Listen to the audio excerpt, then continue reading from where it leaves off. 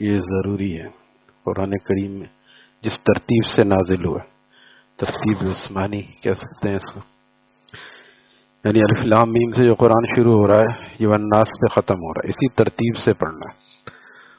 جان کے اس کے خلاف کرنا مکروہ ہے۔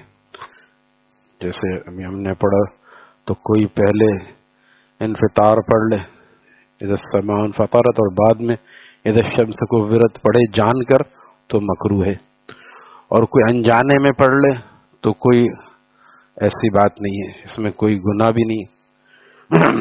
بس افسوس یہ ہے کہ بہت سے لوگ مسائل جانے بغیر اس میں شدت کرتے ہیں کہ یہ الٹا ہو گیا تو نماز نہیں ہوئی۔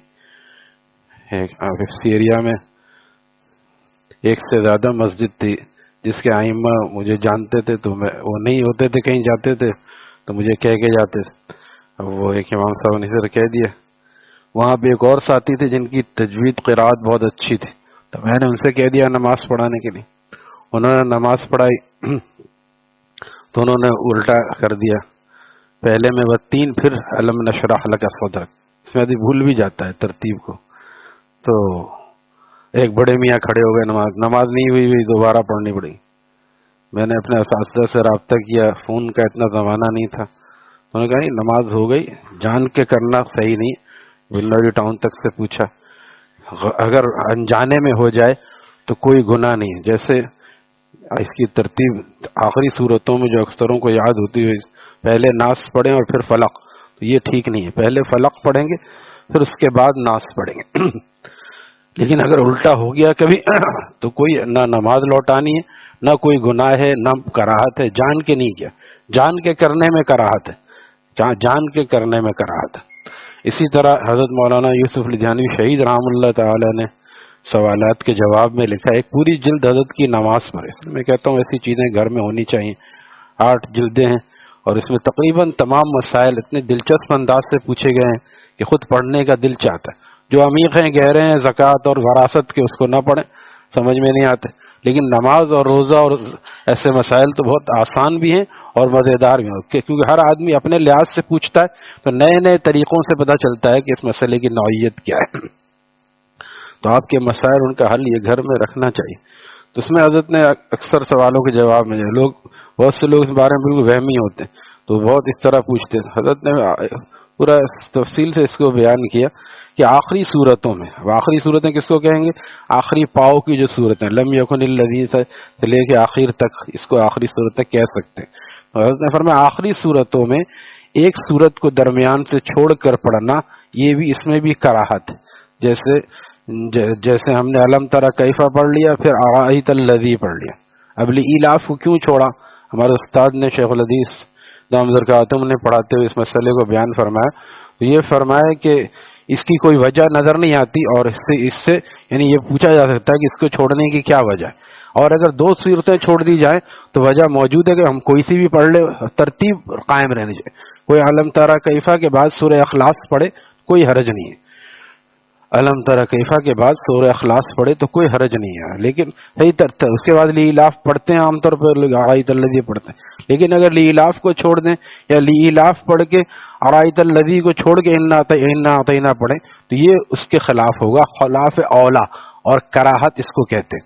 تو جان کے ایسا نہیں کرنا چاہیے، لیکن پھر بھی کبھی ایسا ہو گیا، جیسا کہ ایک امام صاحب سے بھی یہاں ہو گیا، تو پھر میں نے ان کو یہ مسئلہ بتایا کہ اس کو مغرب کی نماز میں، خاص کر جو چھوٹی صورت ہے، بہت سے لوگ پھر اس کو دیکھتے، تو اس کو ترتیب کو قائم رکھنا چاہیے، یہ قرآن کا حسن ہے۔ لیکن اگر کوئی اس کو ایسا کر دے تو اس سے نماز پہ کوئی اثر نہیں پڑتا کہ نماز خراب ہو گئی، لوٹانی پڑے گی۔ تو وہ ان صاحب نے اتنا فتنہ مچایا کہ اپنی جماعت دوبارہ کروائی، پھر میں نے فتویٰ بنوری ٹاؤن سے منگا کے ان لوگوں کو دکھایا جنہوں نے نماز دوبارہ پڑھی تھی کہ نماز دوبارہ پڑھنے کی کوئی ضرورت نہیں، جب معلوم نہ ہو تو آدمی اتنا تشدد نہ کرے ایک ایسے مسئلے پہ جس میں نماز ہونے نہ ہونے کا کوئی تعلق نہیں ہے۔ بہت سے لوگ اس سے پریشان ہوتے ہیں کہ امام کے پیچھے میں پڑھ رہا تھا اور میں درود شریف پڑھنے لگا، امام کے پیچھے سمجھ لیں کہ امام ڈرائیور ہے، ہم کہیں بھی ہر رخ موڑیں گے، ہمارے رخ موڑنے سے گاڑی مڑے گی نہیں۔ امام جب پڑھا رہا ہے، امام ضامن ہے، اس کی غلطی سے سجدہ سہو ہوگا، مقتدی کی غلطی سے سجدہ سہو نہیں ہوگا۔ اسی لیے کہتے ہیں جب امام ایک سلام پھیرے تو بہت سے لوگ جلدی سے اٹھ جاتے ہیں. ہو سکتا ہے کہ امام کو سہو ہوا ہو اور بعض دفعہ وہ عام لوگوں کو پتہ بھی نہیں چلتا. اسی طرح ہو سکتا ہے اتحیات کے بعد اس نے درود شریف شروع کر دیا اور تھوڑا پڑھ لیا تو اس پر سجدہ سہو لازم ہو گیا. اب ہم جلدی سے کھڑے ہو گئے ایک سلام کے بعد جب امام دوسرا سلام پھیر لے السلام علیکم تک دوسرے سلام کا، اب واپس نہیں آئے گا، لہٰذا اب اٹھ جائے آدمی دوسرے سلام جب مسبوق کی بات ہو رہی. لیکن اگر امام کے ذمے سجدہ صاحب ہے تو ہو سکتا ہے کہ اس آدمی کے شریک ہونے کے بعد ہوا ہو تو امام کی اقتدا میں مقتدی کو بھی مسبوق کو بھی سجدہ صاحب کرنا پڑے گا. اس لیے تھوڑا سا توقف کرنا چاہیے کہ امام نے ایک طرف سلام پھیر دیا، اب دوسری طرف جیسے ہی شروع کیا السلام علیکم تک پہنچ گیا، اب کھڑے ہو سکتے ہیں کیونکہ اب دوبارہ لوٹنے کا کوئی ایسا امید نہیں ہوتی. اسی طرح ترتیب میں یہ بات ریاض الصالحین میں یہ حدیث شریف لائے ہیں محدث کہ نبی علیہ السلام کے ساتھ بعض صحابی نے نماز پڑھی. صحابی کہتے ہیں فجر کی نماز پڑھی، میں نے 30 دن آپ کے ساتھ نماز پڑھی. آپ نے روزانہ قل یا ایھا الکافرون پہلی رکعت میں پڑھی اور دوسرے میں سورہ اخلاص پڑھی. اب دیکھیں یہاں بھی 2 صورتیں چھوڑی جا رہی ہیں، اس میں کوئی حرج نہیں، اور اس صورت کو خاص کر سنتوں میں پڑھنا اس سے پتہ چلتا ہے سنت ہے. لیکن یہ ہے کہ ایسا نہیں 30 دن کو اب روزانہ ہی پورے سال پڑھے، کبھی آدمی درمیان میں اس کو تبدیل بھی کر سکتا ہے، خاص کر جب کہ آیا اور جماعت کھڑی ہو گئی اب وہ کافرون پڑھے گا تو اس کے لیے بسم اللہ بھی پڑھنا چاہیے.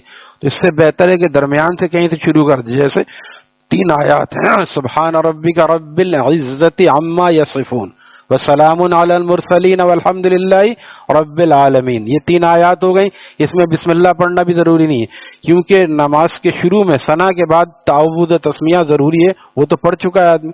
اور جب درمیان سے شروع کر رہا ہے یا ایھا النفس المطمئنہ ارجعی الی ربک راضیۃ مرضیہ فادخلی فی عبادی وادخلی جنتی یاسین والقرآن الحکیم انک لمن المرسلین، جب آسانی ہے تو ایسے موقعوں پہ آسانی کو اختیار کرنا چاہیے. لیکن جب یاسین کا شروع کریں گے تو بسم اللہ پڑھنی چاہیے. اس میں بھی اہل علم کا اختلاف ہے، اگر کوئی نہ بھی پڑھے تو کوئی حرج نہیں ہے سورت کے شروع میں، لیکن ثنا کے بعد بسم اللہ پڑھنا تو ضروری ہے. تو اس وقت میں اگر آدمی ایسی صورت 3 آیات پڑھ لے اور دوسرے میں الم نجعل لہ عینین ولسانا وشفتین وہدیناہ النجدین، کتنی مختصر ہو گئی نماز. تو یہ ہے کہ امید ہے کہ پہلی رکعت بھی مل جائے. تو ایسے وقتوں میں ضروری نہ سمجھے کہ ہمیں کافرون ہی پڑھنا ہے، کیونکہ کسی غیر معقدہ کو معقدہ سمجھنا بھی ٹھیک نہیں ہے. اسی طرح بعض نمازوں میں عید بقرعید میں آپ نے خاص صورتیں پڑھی، فجر کی جیسے خاص صورتیں، فجر کی صورتیں بڑی ہوتی ہیں، ظہر اور فجر کی صورتیں تھوڑی بڑی ہوتی ہیں، عصر کی اس سے چھوٹی ہوتی ہیں، عصر اور عشاء کی، اور مغرب کی بالکل چھوٹی ہوتی ہیں. یہ سب سنتوں میں ہے. لیکن یہ مسائل اہل علم اور ائمہ کے لیے، عام لوگوں کو جو صورتیں یاد ہے اس میں وہ ترتیب قائم رکھیں اور صحیح پڑھنے کا اہتمام کریں. اللہ تعالی ہمیں مسائل سیکھنے اور عمل کرنے کی توفیق عطا فرمائے. الحمدللہ رب العالمین.